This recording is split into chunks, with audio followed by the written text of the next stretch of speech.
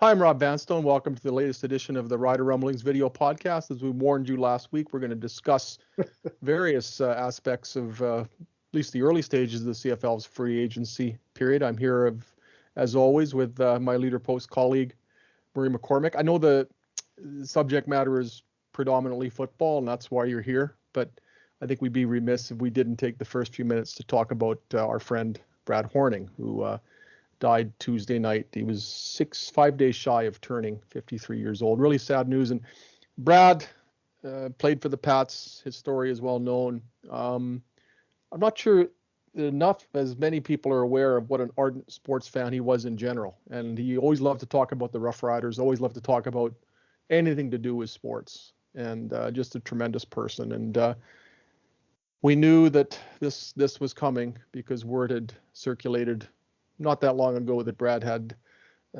cancer and that the prognosis wasn't good, but it still hits you like a lightning bolt when you get that news. And I just like to express my condolences out of my family to the Hornung family, to Terry and Leanne, wonderful people, and all their friends. There's just a legion of people who are really sad today. There's as many people, if not more, who have been inspired by Brad Hornung and the manner in which he lived his life. And I think that's an example that we can all emulate and at least try to. Brad set the bar really high. I never met Brad, but I was on the copy desk the night that accident happened. Accident, I guess we can call it now too. And I remember at the time that you didn't really know what the prognosis right after. Other than you knew that it was very serious. You were at that game, Rob, weren't you? I was not at that game. I was supposed to go. I was in journalism school at the time, and I was supposed to go. And we ended up having a ton of assignments due early that week. Those dastardly professors gave us a lot of stuff to do on a Friday, and so it pretty much destroyed what plans we had for the weekend. So we didn't go. And I can honestly say it's the only time ever that I've been glad that I wasn't at a Regina Pat's game. I can't imagine what it was like March 1st, 1987 at the then Agrodome. More than 4,500 people are there. The game is delayed for 40 minutes. After Brad was hurt in the second period of that game. His dad was at the game. They saved his life on the ice. The doctors, Stan Shumlak, the Pats trainer at the time, Brad had swallowed his tongue, and Stan Shumlak was always, he basically saved Brad's life, and a lot of people did. And Brad ended up in a situation that, of course, that was horrible. But what he did with it afterwards, I think, is the lesson that we can all learn, beyond March 1st, 1987. He got a university degree, took university classes after that, got an honorary Doctor of Laws degree on June 8th, 2018. It was appropriate that it was June 8th because he wore number 8 for the Regina Pats, and that number was long ago retired by the Pats. Scouted for the Chicago Blackhawks, scouted for NHL Central Scouting. His dad was a scout with Phoenix, then Winnipeg. Winnipeg, then Phoenix, and then with the Toronto Maple Leafs. And we lost Larry in May of 2001. He was only 55 years old, and it was cancer that claimed him as well. And I got to know Larry really well before I got to know Brad, and just talk about like father, like son. Larry Hornung was as wonderful a man as I've ever met, and there's something to be said for lineage because Brad took after his dad. Admiral things inspiring of every part I've seen about Brad, and my condolences to his family too. On a little happier note, I guess it's a horrible segue. Let's talk about another Pat, because he's not football, but Connor Bedard had a goal for the ages on Sunday night or Sunday afternoon, and the one we scored. I remember I was on the desk tonight. Theo Fleury scored a similar goal from the Moose Jaw Warriors. Yeah. And I won't tell you what happened. It's amazing. And he scored that goal, and I was on the copy desk that night, and two of us didn't catch that picture for some reason. No one told us that the photographer at the time. It was a Roy Antel photo. And no one had said a word to us that he had this picture. And I'll say we probably have 40 back in the day contact sheets from a game. So, but I can tell you, Bob Hughes caught up with us to discuss our myths, you might say. And that picture ended up being in the prominent place in our sports department. And I don't know where it is now, but it still was an amazing picture of Theo Fleury flicking the puck up over between his legs. But I will, because you did such an an outstanding job of describing Bedard's goal. How do they compare? Well, I was at the game where Theo Fleury scored the goal. I was sitting in the bleachers behind the West goal with my friend Brett Burlock. And the Pats, they actually had a 10-game round robin playoff format that year. And it was if it wasn't the Pats' last game of the round robin, it was the penultimate game. And the Pats had already been eliminated from any possibility of proceeding beyond the round robin, but they still had playoff games to play. It was just the silliest format. So here comes Fleury, and in his what was then is only his second season with the Warriors. You covered his first for the Moose Jaw Times-Herald, and he scores this goal. I turned to Brett and I said, "Did he just do what I think he did?" You know, nobody really tried trick shots back then. He was kind of the original practitioner of that stick between the legs shot, and now you see it even in shootouts sometimes. But what Connor Bedard did, I wish I'd been there for that goal in person. Even though I wasn't, it's still, I mean, it was just on TSN yesterday. That was yesterday being Tuesday, and that game was played Sunday. I think it'll be plays of the month. I think it'll be plays of the year. We'll probably be seeing that play for decades. That play will outlive us in terms of replays. Yeah. He came in on the Calgary Hitmen defenseman and put a move on him, kind of a toe drag, and basically sent the defenseman to one knee, and not easy to do to a Sutter. And then came in on the goaltender, and I talked to him yesterday about it, and he said he saw that the goalie was veering quite significantly to the left side of the crease as facing the crease. So as Connor was kind of going with him, he saw that the opening to the net was on the other side. So with his body, with his momentum carrying him to the left, he figured he had to do something to get the puck to the right. So he put the stick between the legs and flipped the puck over the goaltender and in the net. Just That's amazing. Wow. It's and Dante DeCarry on the radio broadcast said, "I've never seen a better goal than that." And then instantly the clamor became, "What does it look like?" And thanks to the wonder that is Twitter and social media, it appeared very quickly on the feed. And I talked to John Paddock about it on Tuesday. He says he's seen that goal 40 or 50 times. I talked to Connor about it, and he says, I saw it came up on his Instagram feed, so he watched it once or twice. And I said, "Do you really expect me to believe that you only watched that goal once or twice?" And he chuckled and he said, "Okay, maybe a few more times than that," but then I went on to something else. He's a very modest, nice kid. So, but man, what a goal. It was almost like he was in slow motion too. Yeah.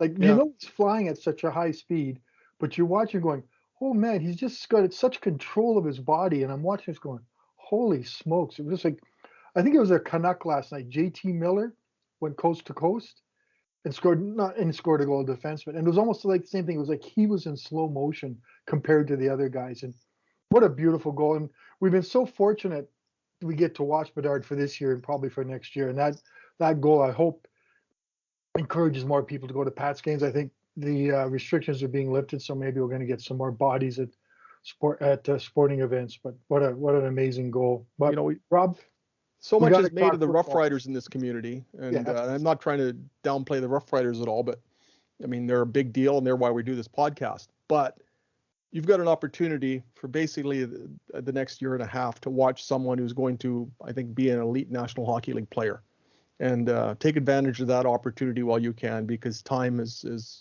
we sadly discovered in the case of Brad Hornung, Clark Gillies, Bernie Germain, the third former Pat to pass away in the year 2022. Time just passes so quickly. Take advantage of opportunities when you get them. And my goodness, the Pats are at home on Friday against the Calgary Hitmen, and it was against Calgary that Connor scored that goal. So who knows what he's got up his sleeve for the rematch. It's a big deal to have a player of this caliber playing junior hockey. We might not see anybody like this for a long time, if ever. My youngest daughter, in her own little manner, told me, she texted me after going to the last Pats game, says, "This Connor Bedard kid's got a pretty good future, eh, Dad?" So, yeah, he's pretty good. Yeah. So she even noticed that she's a big hockey fan, but she went to the game because there was an opportunity to see Bedard, and he's worth it. He's worth the price of admission. And I know when they put the games on TV, I remember a little while back, there was curling on, and there was a Pats game, and the Pats game went out. We all watched the Pats game. So Good for Well, Access to have it on some TV. curling Hall of Famer you are. Yeah, I know. I got outvoted about 9-1, and 2 I Yeah. didn't even could vote yet. So You know, I lose battles all the time. My wife wants to watch channel 161, the Greek channel. Rob goes upstairs. the So Greek channel, we the have Greek that. channel, channel 161 on Access. I don't even know what it's called, but I have a very proud Greek wife. And Sure. anyway, Well, let's move to some football, Rob, because people football. are probably wondering if we're even going to talk about it. But Yeah, we might as well rumble about the Riders. You know, I mean, the free agency period was really boring in that the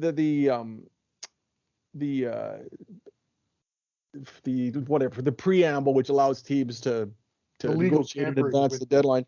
I mean, that window kind of kills a lot of the buzz for February the 8th. And so when that day came, bang, Riders signed Darnell Sankey. Bang, the Riders signed Derek Moncrief. And that was pretty much it for the impactful signings here. There were a few around the league after that. Greg Ellingson goes to Winnipeg and Andrew Harris to Toronto, etc. But that, I think there are like that free agency deadline just burned out really quickly. By noon, it seemed to be old news. Yeah, I agree with you. I thought it started a little slower than that. It didn't really seem, and then within 90 minutes, yeah, I think, but you know, it was happening before, so I think they had to have the legal I hate that legal tampering phrase, by the way. I like the CFL pre-negotiation window or something, but Yeah, it is but I mean, the tampering took place, and I'm betting they have to because the NFL does it. You can't negotiate contracts on one day. They had to open that up. Now, does the CFL have to find a way not to leak every signing? Well, people want to know that information in this day and age. There's no secrets. The players were posting the information for teams. oh, exactly. I So mean, Lucius Purifoy let the world know that he'd signed or was going to sign with the BC Lions, etc. It was Ed Gainey who let the world know that he wasn't going to return to the Saskatchewan Roughriders, etc. So that's where you find out a lot of these things. As you look at the Roughriders now, Murray, after the additions of 2 linebackers and virtually nobody else since Josiah St. John and Canadian receiver today. I think Aside, that's it. What do you make of their free agent moves? well, I think they needed linebackers. I really do. I think they were kind of, even with Larry Dean hanging around, I don't think they're going to bring back Dion Lacey. They needed to bolster the linebackers. He's off to Edmonton. Yeah, exactly. And Edmonton's like little Regina, I guess, little Rough Riders. So they get arguably, I think Moncrief is probably one of the best salmon league. I think in 19 he was. He was so much fun to watch. I was watching his highlights last night just to remind myself of how good he was, and he was that good. And I think that's Darnell Sankey.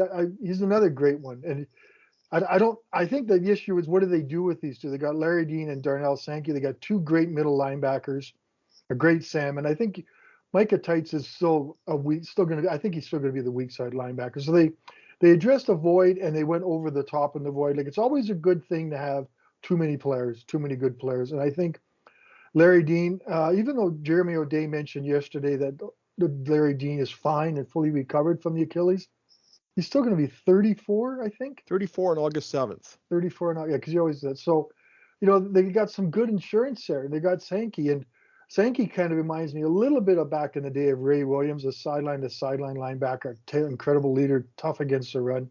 Ray Williams is always one of my favorite riders. So I think, are they a better team? A lot of the things, and O'Day mentioned this yesterday too, what gets caught up in free agency is the guys who are signing right now, and no one really looks back on what they've done to get this position. Signing Duke Williams is a big one for the Riders. I think re-signing Logan Ferland and Evan Johnson are big ones. AC Leonard for 2 years. AC Leonard for 2 years. Leader. Brett Lowther for 2 years. They do a lot of work before this big, great, chaotic, wonderfully exciting celebration of Canadian football yesterday. But a lot of the work at Calgary did a lot of its work before the free agent period.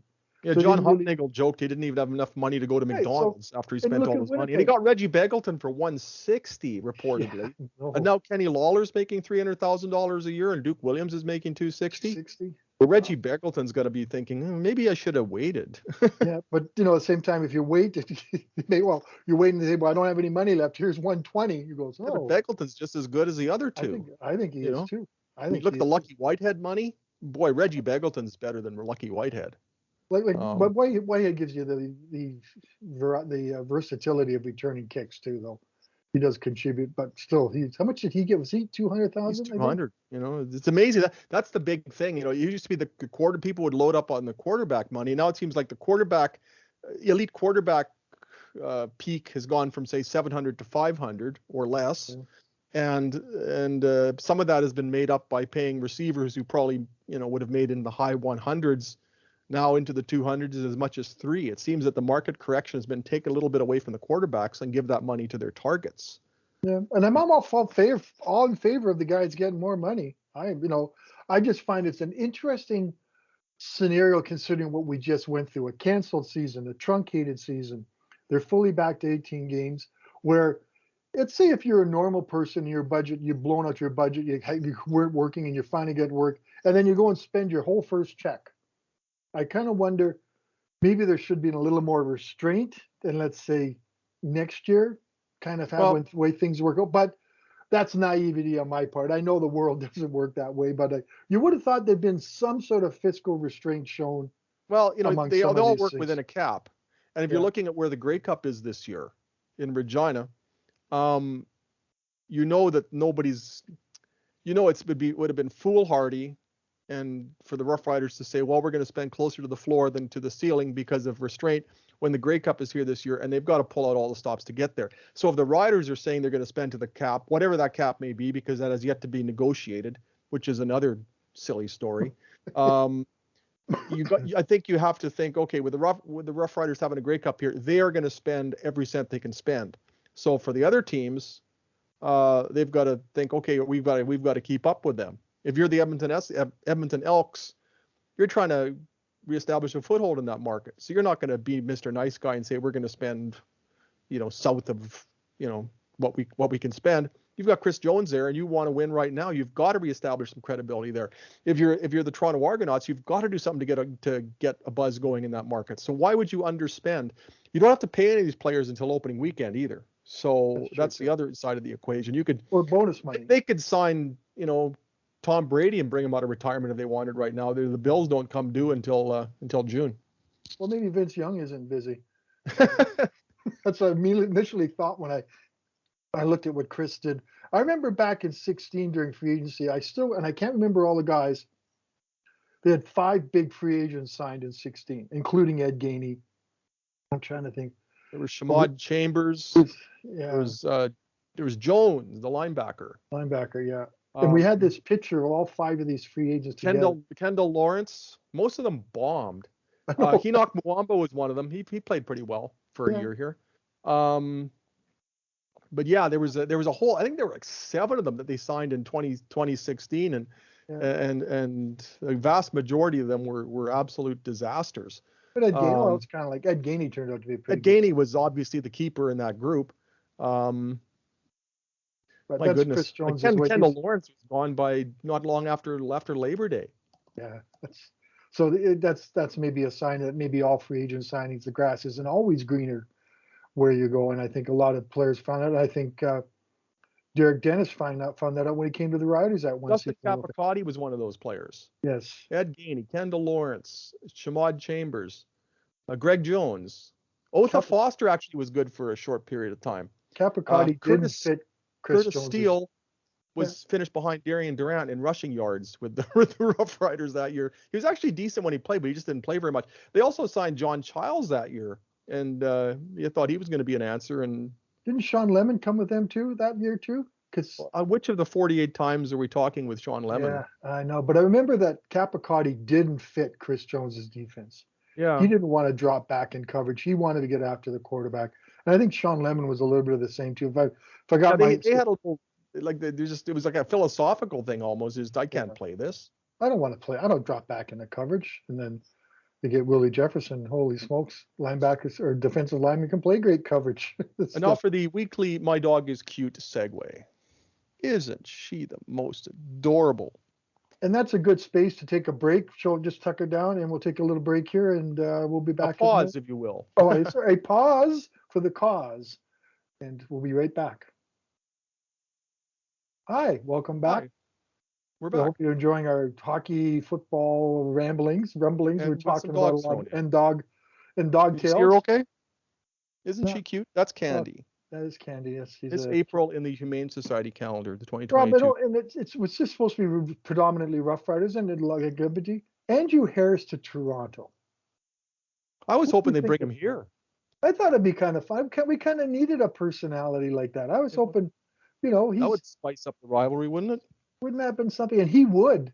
It would have been a nice signing. I think Toronto Who's needs going to to run the make ball for them this year?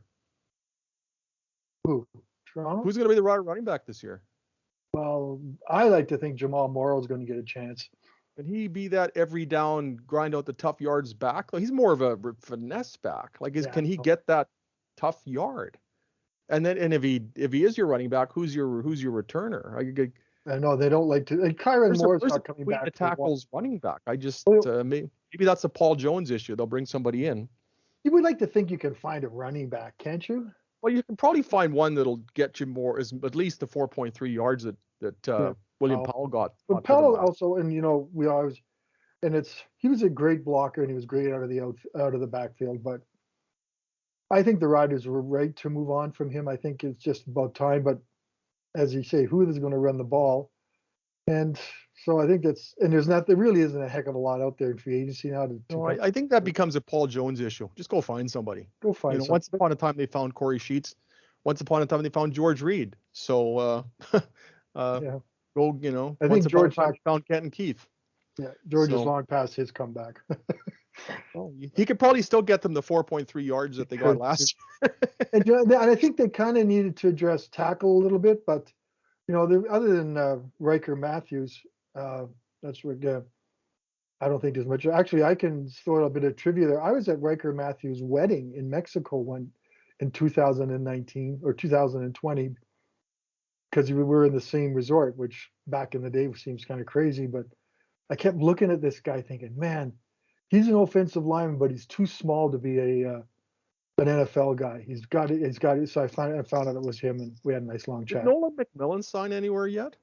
No, I don't. I was going to look that up. He might be a shot, but I don't expect anything else major from the Rough Riders. They have Natty Rogers, and I think he was with the Redbacks. They did sign a tackle before free agency. Natty Rogers, we forget about. They have Taron Vaughn, who's a possibility. Well, Taron Vaughn's the solution if he's healthy. But a whole season, so he hasn't played in 2 years. Anybody's what about Brent Labatt? What's the deal there? Supposedly O'Day's had some conversations with him, and he didn't really. I think he's done. I have nothing. Wasn't the TSN that was pretty much saying that he's done? Yeah, well, everyone's been saying that. He's done. I mean, face it. I mean, he barely played in 2019. He's 36 years old by the time this season gets going. I mean, and they've groomed the successor to that position. Yeah. Logan Ferland is back. So, and you hate to say suddenly you bring Brendan Labatt back, and what do you do? What does that do to your salary structure? Yeah, so he's not tremendous player, tremendous guy, but I just can't see a scenario where it's logical for him to return. It's one of those questions you have to ask O'Day, but I'm always kind of going, I know he's going to get kind of look at you because here comes the Labatt question. And in case he says, yeah, he's coming back or he's made a decision, I think the decision is going to be ultimately up to Labatt and the Riders too. As you said, they have Logan Ferland, who's played very well in replacing Labatt. So they don't really need him unless Brendan can play tackle, but I think he's a better guy. That's a tall order at 36 years of age, especially with the way the defensive ends are now. I just don't know.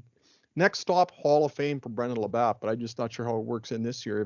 If they can make that work and if he can somehow turn back the clock, great. But I'd be very surprised. I look at the rest of the offense. They really needed Duke Williams, and that was I think the big signing of anybody. I mean, with the possible exception of AC Leonard, especially with Jonathan Woodard now leaving for the National Football League. Getting AC Leonard for 2 years was big, but had they not signed Duke Williams, take a look at their receiving core. Braden Lennius off to the National Football League. Kyran Moore probably won't play until around mid-season. Shaq Evans coming off an off year. So is there anybody who's money in the bank for the entire season if they don't sign Duke Williams? That was massive. But And then look what he did for that offense. It's not like they became, an aerial circus when they got him, but at least they started erecting the tent for the circus when Duke Williams showed up. Before that, the passing game was virtually non-existent. when you say all those, when you list Critically. those issues with Evans and Moore and Lace, those are just concerns. Before they were huge question marks. But Williams has kind of covered everything, kind of covered all the issues, because he's going to be that type of player. Right, for 18 games with Cody, they're going to have a whole training camp together. Yeah. Of whatever training camp is going to be like. I'm assuming it's a normal world come 2022. Well, according to the provincial government, it is. Yeah, I thought it was over yesterday. Well, facetiously saying that. It's not over, so I don't know if we want to get into that. We're going into politics, but I had to throw that on Wear there. a mask. Anyway, I won't do with that. But Duke Williams kind of just makes the receiving core that much better. And obviously he does. And they had to spend the money for him. I think, imagine the furor around this Grey Cup drive if they didn't have him. People say the Riders aren't trying to get to the Grey Cup in their hometown. And we were hearing that. I mean, because he hadn't re-signed leading up to the free agency window, or for the better part of it, you were hearing what's O'Day doing, and even after they did sign Duke Williams, you're still hearing, well, why'd they let Ed Gainey go? Why did they let Lucius Purifoy go? Why'd they let Dion Lacey go? Why'd they let Micah Johnson go? What bothers me is I don't think there's much second guessing for why they let John Ryan go. It just seems to be too dismissive on the part of everybody. This is a Regina-born guy, and I went on this tangent last week too. It's a Regina-born guy who belongs in the Canadian Football Hall of Fame if they ever change their ridiculous criteria that basically disqualifies somebody who's had a long career in the National Football League. Regina-born guy who's won a Super Bowl, comes back here, gives back to the community, punts tremendously for them for 2 years, and then suddenly he's tossed aside like yesterday's garbage for a global player who bombed in the playoffs. And it's just like, oh well, and it seems to be like, oh well, he's too old. Oh, he was fading. He's cheaper. The global player is cheaper. It's just like, John Ryan, yesterday's news. How unfair is that? I just think across the board he needs to be given his due. And it's very similar with the Andrew Harris scenario too, though. Yeah.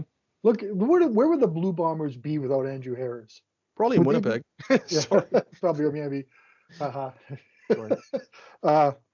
With the resurgence was Andrew Harris. It was time. There are others too, but he was just everything. He's everything to the community. Winnipeg-born man. Everything you'd possibly want in a player, other than except for the little drug problem, a little not positive drug test, but that's okay. We got over it. But it's a heartless business. It really is, and it comes down to you have to make those decisions, and the Riders make the decision. And as I say, we can go on about the global initiative. I bet you before you and I ever hang them up, it'd be all global punters by the time we move on. Because I just hope they don't want global sports writers. If you find a guy like Cody Grace, man, he's a major league NFL caliber punter with Calgary, and you get some really good ones. And Corey Vedrick was pretty good in the regular season. I don't think there was a big issue there, but what did he kick in that West final, Rob? His average? A gargantuan 29.5 yards per punt. There were only 4 punts, though. Only 4. Which is amazing when you consider the travails of the offense this year, or last year. They only had to punt 4 times in the West final. They got 6 turnovers, and they still didn't win it. I think we dealt with that in a previous podcast. How do you look at that? I'm curious, Murph. How do you look at the defensive line now? Suddenly, Jonathan Woodard is gone. Micah Johnson is gone. So there's a West Division All-Star in Johnson who's no longer there. And Woodard, who had 10 sacks last year, he's no longer there. Mac Henry? That's 2 key starters from Mac Henry's now with Edmonton. Yeah. That's 2.5 key starters because Charbel DeBeer also got some playing time at tackle. But how do you read their defensive line right now? It's a step back. I think the fact they had AC Leonard and Woodard on the same, going to be in there with Robertson as that third guy, was just going to be a great defensive trio of ends. I thought the middle of the defensive line was a strength with Micah Johnson there, DeBeer in there, and DeBeer and Mac Henry helping out. So, I thought it was a strength, and now it's a question mark, and there really isn't anybody out there who can really sign to bolster it. So, what about Garrett Marino? I was just going to bring up Garrett Marino. When he was healthy, he was darn good. So maybe it's not as bad. So, but you and I both agree. Well, we kind of, I don't know if we both agree, but we don't disagree. Micah Johnson was huge in the interior last year. He was tremendous last year. 2019, not so much. And and it was high ankle sprain. I know that was a pretty big part of it. When you talk about that, you look at Hamilton's defensive line, though, when you think Micah Johnson's in there, Ted Laurent. Johnson and Laurent on the inside. And Dallin Wynn, who's no slouch either. Oh, and they lose Gerard Davis, who goes to Toronto. Jared Davis. Jared Davis. He goes to Toronto. And, there's still going to be an amazing defensive line. It's just going to be fun to watch in the East. It's interesting, and we're going back for this. If you look at the teams who had the biggest impact or the busiest in free agency, were the three teams that missed the playoffs: BC, Edmonton, and Ottawa. They had to rebuild. Like, I think Ottawa, I meant to count it up. Sorry, folks. I think they signed 15 guys yesterday. The list goes on and on and on and on. And they get a quarterback, they get a running back, they get a great receiver, they get a couple of some more offensive linemen than I've ever seen. That's the second biggest infusion of people into Ottawa lately since the truckers. Sorry. And maybe they have their convoy of free agents. Sorry. Okay. I'm trying to throw some topical humor in there today, but okay. Yeah, it's not getting political. But I mean, the big one there is Mazzoli. And Mazzoli is huge. And then a lot of police wanted a quarterback like that to work with. There's rumors out there that Matt Nichols is going to retire, which we'll have to see what happens. I thought he retired midway through a game last year. The Riders didn't address their backup quarterback, I don't think. And they still haven't. Trevor Harris signed. I don't think he was ever an option as a backup quarterback. Trevor Harris signed with Montreal. I'm surprised he signed with Montreal. I think there's places he can get a lot more playing time than Montreal. Well, Brendan Adams had to prove to stay healthy. He missed half of the season last year with that shoulder injury. It's kind of hard to keep last year's season. Anyway, Cody, it's hard. I wonder how hard it is to sell a guy to come here when you know that the starter like Cody is really durable and he's going to play. And they're going to the way he plays. Yeah, he's going to play that way all the time.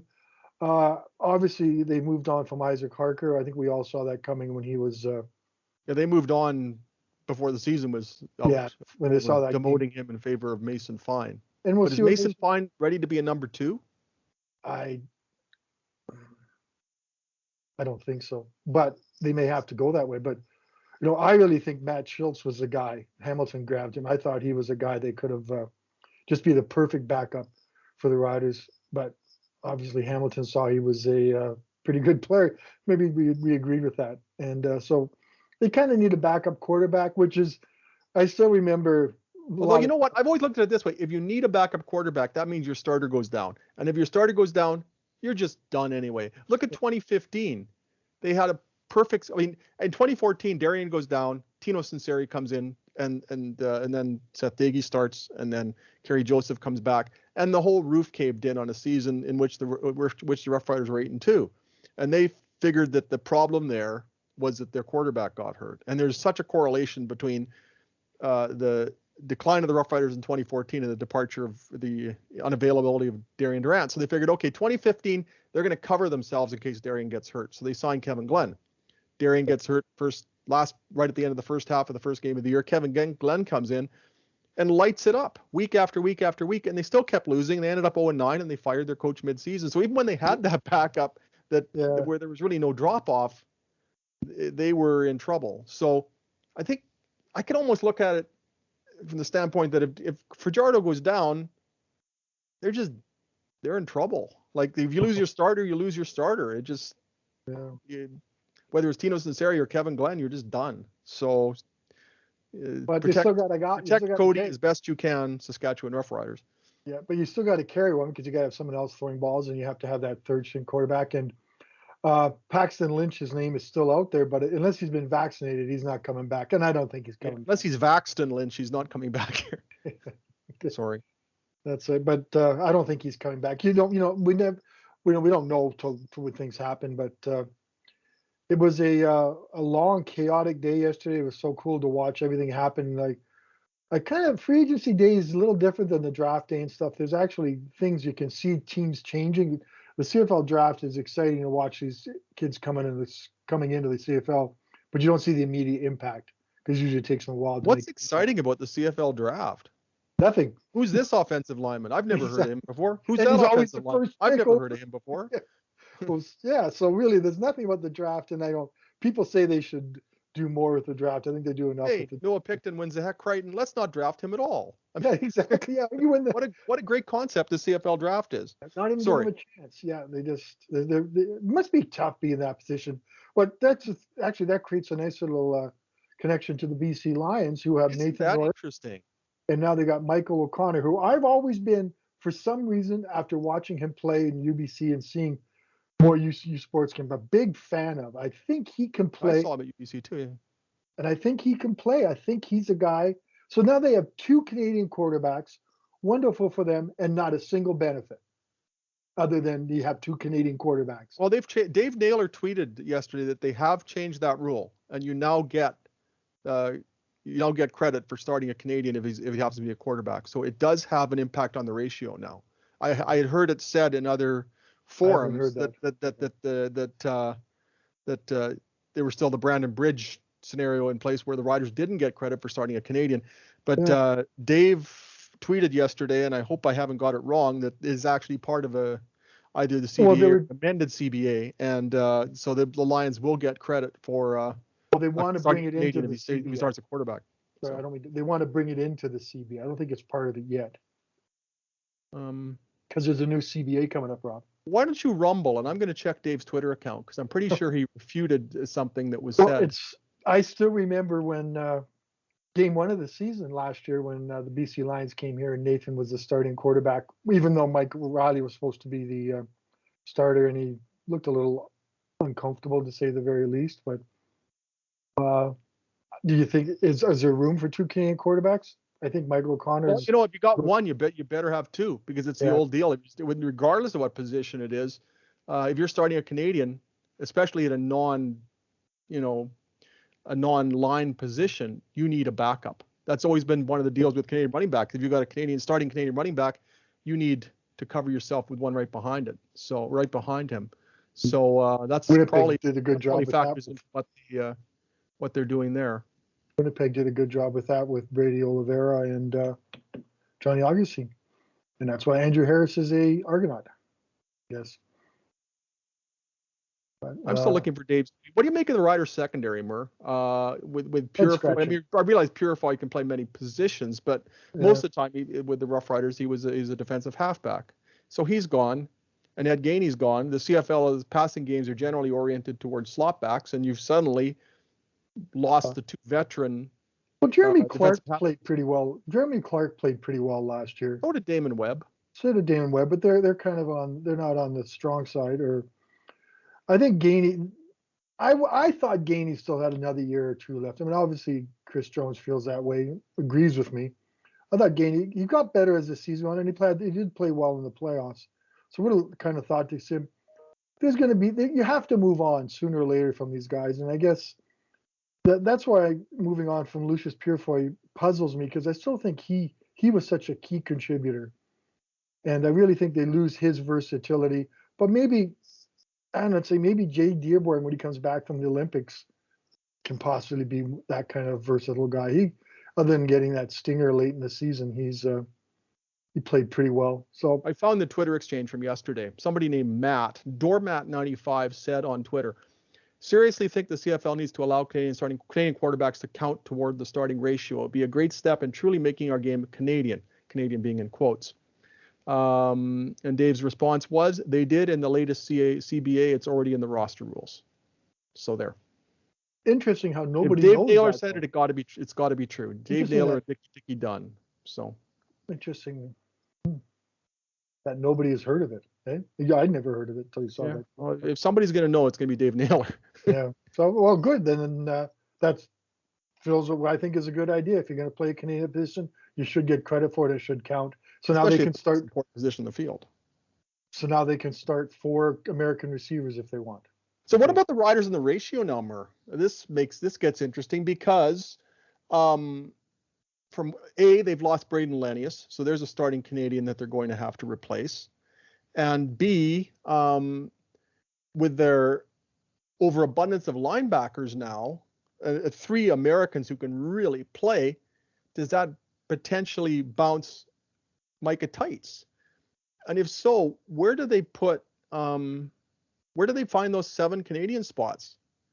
I would presume 3 of them are going to be along the offensive line. Yeah, and then one could be there'll be Justin McInnes or somebody out on the wide side. Oh, and Schaefer Baker. So Schaefer Baker. They'll probably find a way to start 2 Canadians again. So okay, but if they only start 1 Canadian receiver, the key is replacing Lennius, because they're going to have Schaefer Baker. If they can't replace Lennius with a Canadian, then there'd be Mike Adams starting on defense, and there'd be Charbel DeBeer or Micah Tights or DeBeer at the tackle, or maybe an Alan Simikinda.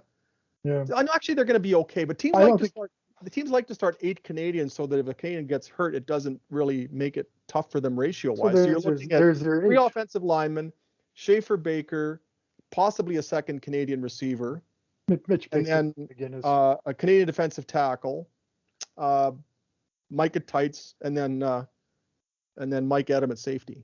Yeah, that's pretty good. I think I talked myself into an answer and. Well, I thought that's because I hadn't really given any thought, because I was laying in bed the other morning. I was kind of running through my starting Canadians and the ratio. I went, oh, they're going to be in good shape. Yeah, but it's interesting because I thought, just a snap judgment, I thought, okay, with losing Lennius, that complicates things, and it may, but they've actually maintained their ratio okay. I think signing Mike Adam was big. Yeah, and I'm a big fan. Jay Dearborn, Eli Buka too. Eli Buka. Buka can play the corner if he wants. He can play safety. Jay Dearborn has done a lot, and I said, he's in the Olympics, folks. This guy's an athlete. I know he's a brakeman on a bobsled, but Canadian football players, Jesse Lumsden's been there, Sam Jaguar's there, Simon, and these guys have all kind of Canadian bobsleds recognized that football players. Ben Copewell is there. He played for the University of Saskatchewan Huskies, played high school football in Moose Jaw. So these guys, they recognize he's running back in Moose Jaw. Yeah, and he was pretty good with the Huskies too. They bring these guys in and they fill in and they do a great job pushing a sled or sleigh, whichever version. Bobsled or bobsleigh? I have to ask Santa, I guess. Yeah, our CP kind of goes back and forth. Well, I kind of looked at, but anyway, it's I think the Riders kind of went into free agency. I think we touched upon this, in pretty good shape. Did they come out better shape? I think they came out a little better shape. One position. There's still there wasn't much fortification. Joe, can I speak up for Josiah St. John here for a sec? Sure. And maybe this will be my tangent of the week, but he signs and there's virtually no fuss over it, and sure. And he still has to wear being the first overall selection in the 2016 draft. Last time I checked, Josiah St. John didn't draft himself. He got some bad advice from an agent. Who among us hasn't done things we regret when we're in our early 20s? I'm not sure, Murray, you and I can even remember when we were in our early 20s, but we were at one point. There's scrapbooks to prove it. But when they've actually used Josiah St. John, he's done okay for them. He's never let them down when he's played. And, you talk to him, he got kind of a bad rap because of that inauspicious start with the Rough Riders. But he's a really good, nice guy. And whenever they put him in, he has never let them down. So I think he's actually a decent reinforcement. People are going to look at Josiah St. John and say, oh, geez. But he's never let them down. Once he's settled into his CFL career, he's been fine for them. Is he a first overall talent? No. But neither was Tyson St. James. Neither was Shomari Williams. The Riders have swung and missed with a first overall pick before. They can't all be Scott Schultz. Or Ben Heenan. But he's that's a decent signing for him. He has battled injuries, and I remember, I'm trying to think if it was 19 or 18. He came in the best shape of his life, and then the first or second day of training camp, he pulled his hamstring, and not just a little pull. It was like a serious hamstring injury. I thought, oh man, the guy can't buy a break. He was even kind of being touted as a possible starter. I thought, because we wrote about this buzz, and I'm like you, I hate it when they say people in the high draft picks are bust, because you made a very good point. It's not. I probably said it myself. And people do say that. Like, we go back to Ryan Leaf as well, probably one of the ones from the NFL. He was the second pick though. Was he? Oh, because who the first one was? The great Peyton Manning, future Bronco. 2016 Super Bowl champion. Okay.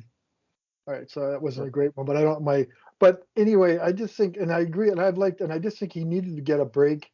And re-sign him. People forget that you need bodies. You need good bodies, and he's a great sixth offensive lineman. Dresses, he can go in there and play almost any position. So yeah, that's I'm glad you pointed. That's one of those signings that people say, oh yeah, big deal, but he maybe turn out to be it could be a good contributor in an 18-game season. So yeah, I'm with you. Hopefully there is an 18-game season again. Oh, I'm hoping. Wouldn't that be nice? Haven't heard those rumors. So I don't anticipate the Riders being too busy down the stretch. There may be some names that might pop up that they'll say, yeah, we'll sign him. It was so like the window is just compacted everything into this one big. The window has become a porthole, right? Yeah. So it all happens that quickly, and now we move on to, they give you terms and signings and whatnot. So, what about Wesley Lewis? The Riders signed him today. He's a national receiver. What intrigued me there, after realizing that there was in fact a Wesley Lewis on this planet, was that he's 6'5", 218, which dimensions-wise reminds me quite a bit of one Braden Lennius. So are they looking? Is that an indication that they have that body type, that template, that Lennius type model in mind for a starting receiver position, and it's just a matter of finding somebody to fill it? And if so, I mean, Wesley Lewis certainly has those dimensions, and Justin McInnis is 6'6". Yeah. So does that become part of the equation? Yeah, I think they like that body type. Maybe I was going to joke that Chris Jones will take him and turn him into a defensive back. Yeah, or as Arash Badani said yesterday on the Sports Cage, apparently they're looking for ways in Edmonton to get around the coaching cap by basically having Ed Gainey as an unofficial assistant coach. Didn't he say something about, I saw this on Twitter, about wanting to burn all his Rider stuff? I saw that too. I wonder if he would, I couldn't find, it said, because it showed up as a so-called video, but I couldn't find the video. Was he joking or was he serious, right? He's got to be. I know he's not on, it was, I guess, based on his cryptic Twitter tweets, he was unhappy, but no, I don't see him saying that seriously. I really don't. I think he enjoyed his time here. He was, maybe Chris Jones undercut the salary he was making, but I think Ed Gainey is he a Plaza of Honor guy, Rob? Oh, absolutely. I mean, he 10 interceptions in one season, 2 all CFL nominations, 4 interceptions in one game. There's a lot of players who've accomplished a lot less than Ed Gainey has that have ended up in the. And I think he's an automatic. If you look at the players in the Riders right now, I mean, Brendan Labatt's kind of in limbo, but there's a Plaza of Honor guy. Ed Gainey, I think, absolutely. Who else have they got as Plaza of Honor? Dan Clark, absolutely. Absolutely, yeah. AC Leonard, maybe? No, he's not. AC Leonard, another big year, and he's certainly in that conversation. Shaq Evans, another big year, and he's certainly in that conversation. Kyran Moore, if he can string together a nice 3 or 4 season run. But they're not there now. They aren't there right now. Cody Fajardo, absolutely. Another good year, and I think Cody Fajardo was in the conversation. Glenn Dobbs and Kerry Joseph both played basically 2 years with the Rough Riders, and a fraction of a third, and got in the Plaza. So Cody Fajardo is definitely someone worth discussing down the road. What about elsewhere on that roster? Nick Marshall, I think, is definitely starting to build a nice Plaza of Honor resume. The All-Star He's got 4 interception return touchdowns in his career, as many as Ken McEachern, who was an easy Plaza of Honor inductee. So I don't know how we had our Plaza of Honor meeting last weekend, so I've got that on the brain. Oh, okay. That's good to have something on your brain besides your dog or your I love my dog. Or your dog. You ever think about your dog? You ever posted any pictures of her? That's ours. I only tweeted 2 pictures and a video of her yesterday. So you okay? Oh, I love her. Anyway, we should probably end this now that I'm talking about my dog. Yes. Whose name is Candy, and she's beautiful. We'll end it. I know we touched upon it last week. The weekend's here, the best weekend in football, or the best weekend in sports. The Saskatchewan Tankards on. No. The Super Bowl is. I've watched many. Who's going to win the Super Bowl, Murr? Well, that's a tough one. Last week, I think I picked the Rams. And this week, I don't know. mean, As I said, as a diehard Steelers fan, it's really hard to cheer for someone from your own conference, but let's go Bengals. I'm thinking I like Joe Burrow, and former Rider Neglister, I know. So as of whose this father moment, played against the Rough Riders 6 times in the CFL, 4 times with Montreal and twice with Calgary. And he intercepted Lloyd Patterson while playing for Montreal in September of 1979 and had an 11-yard punt return against the Riders in 1978. Joe Burrow looks like fun. He's dressed, Yeah. he dresses well. He acts kind of goofy. He's not that sort of kind of business-like man that Tom Brady is, or even Matt Stafford is. Matt Stafford looks like he's kind of fun too. You look at the Super Bowl, though, it's a nice matchup because it's a good news story either way. If Cincinnati wins, it's Wes Cates, ex-Rough Rider, speaking in the Plaza of Honor. Wes Cates is a Cincinnati Bengals fan from Ohio. And Sawyer Bittner, former Rough Rider, former Regina Thunder, University of Ottawa and University of Regina Rams quarterback of Moose Jaw, former Moose Jaw Peacock quarterback. He's a Bengals fan, so I can now say I know 2 of them. But that's a wonderful story of the Bengals. Just get them getting to the Super Bowl is cool. Yeah. If they win, great story. If the Rams win, Matthew Stafford being rescued from Detroit. I've got a rescue dog. Matthew Stafford's a rescue quarterback, and that's a really cool story. So it's nice to have a Super Bowl without Tom Brady or the New England Patriots. At least there's something fresh about it. I just wish there hadn't been so many Super Bowls without Denver lately. Well, I know your pain. And the Tankard's on too. So who's going to win the Tankard? Well, Dunstone? I think Dunstone. Sounds like Vanstone. I think Dunstone and Flash are there. And it's not saying anything about the teams, but there's a changing of the guard in curling, all the old guard. It's changing of the free guard? Yeah, the free guard zone. I was looking at the rosters, and I've written more about the kids' dads and the players' dads and grandparents than I have about anybody in the field. I covered junior hockey for 30 years. Jamie Heward's kid is playing. Mike Sillinger's kid's in the National Hockey League, etc. It's just great to look at that, and I'm reading going, holy smokes, these kids are just kids. They're older. He's a grandfather now. I can't believe that Todd Holt of the Swift Current Broncos, I remember when he was 16 years old, this little guy, and now he's a grandfather. Yeah. So are you. Yeah, so am I. But and even like you look at the Scotties on the weekend, Mark Lang is there with Penny Barker's team, and I covered Mark Lang as the coach, as a curler, as a Tankard winner and stuff. So yeah, we're getting older and we're covering more and more people, and unfortunately, and I'm going to make a little bit of a rant here, the beats like curling and high school sports where you develop these long-term relationships just aren't as prevalent anymore because we just don't have the staff to cover it, and that's kind of sad that we don't get to. Because when I went to cover that outdoor curling game on the weekend, it was like a reunion. Man, I hadn't seen these people for 10 or 15 years, like Ben said. And it was so much fun. It was such a great heartwarming moment, and except for the fact that I did the stairs 4 times, and I haven't been as active enough as I need to be in COVID, so I have sore legs, but that's okay.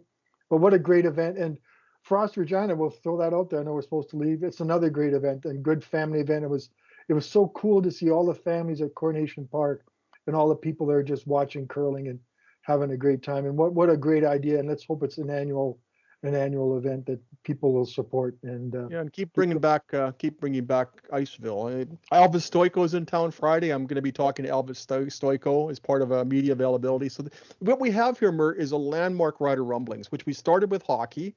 We've also mentioned various levels of hockey. We mentioned figure skating. We mentioned different football leagues. We mentioned curling. So I think this as far as breadth goes, I think we've certainly outdone ourselves here. Did we mention your dog? Argue that it's bad breadth, but did we mention your dog? And we mentioned the dog. All right, we have. All right, so how about we send us out here? Diversified Rider Rumblings. Send us out. I'm now going to send us off in fine style with elocution. I hope. I've just jinxed myself. If you enjoy the podcast, please leave a review and a 5-star rating. It helps us grow the podcast. You can subscribe to the show on Apple Podcasts, Google Podcasts, Spotify, Stitcher, or wherever you get your podcasts. So now for the big conclusion, if you'd like to send us a question, you can email me. My name's Rob Vanstone. My dog is Candy, and I'm at rvanstone@postmedia.com, and we'll read it on the show. You can follow me on Twitter at Rob Vanstone, or you can follow Murray on Twitter for actual information and non-canine photos at Murray LP. Nailed it, Murr. Not a Nailed single it. One stutter, take. not a Yes. single or a single I don't know when we'll be back, but we will be back. Yeah, we will do the subsequent Rider Rumblings podcasts as events warrant until there's scheduled events such as the CFL draft or what have you. They'll be somewhat intermittent for the remainder of the off season, and then once training camp gets going in mid-May, rookie camp starts I think May 11th. We will be back into this, and it will be very nice to do a full season of Rider Rumblings for the first time since 2019. So for Murray McCormick, I'm Rob Vanstone, and thank you for all your time today and for indulging us as we talk about everything except egg toss and kayaking. Take care, stay safe, and thanks for your time today. See you, Candy. See you sometime soon. Bye-bye.